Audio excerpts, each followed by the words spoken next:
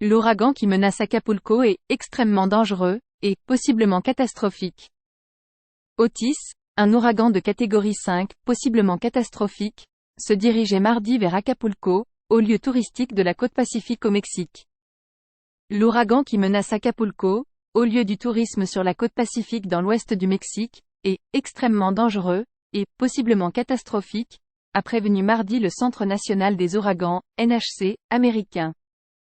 Il s'agit d'un ouragan de catégorie 5, maximum, sur l'échelle de Saffir-Simpson, et il conservera cette force jusqu'à ce qu'il touche terre, causant probablement des dégâts catastrophiques, a ajouté le NHC dans son bulletin de 3h GMT mercredi, tandis qu'il se trouvait à 90 km au sud-ouest du port d'Acapulco.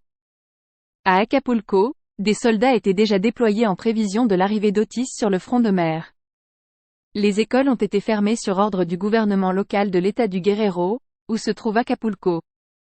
Il n'y a pas de visite aujourd'hui, le port est fermé aux touristes, a déclaré Carolina Torres, opératrice locale de bateaux d'excursion, dans une vidéo de l'AFP-TV.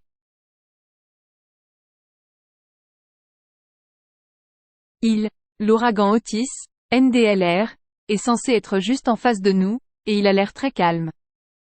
Nous espérons donc qu'il se dissipera un peu. Espérons-le, car s'il nous touche, ce sera très grave pour nous, a-t-elle ajouté.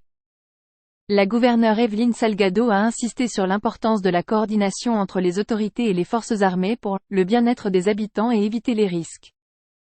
Acapulco avait été frappé le 9 octobre 1997 par l'ouragan Paulina, qui avait touché terre en catégorie 4.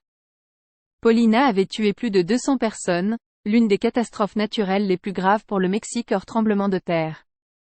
La semaine dernière, l'ouragan Norma a fait 3 morts un peu plus au nord dans l'état du Sinaloa. Norma a touché 2 fois terre, une première fois dans la péninsule de Basse-Californie, puis dans l'état du Sinaloa. Pris entre le Pacifique et le golfe du Mexique, le Mexique est exposé aux ouragans pendant la saison qui va de mai à octobre-novembre. Une douzaine de dépressions par an sont susceptibles de se transformer en ouragans plus ou moins dévastateurs selon leur point d'entrée.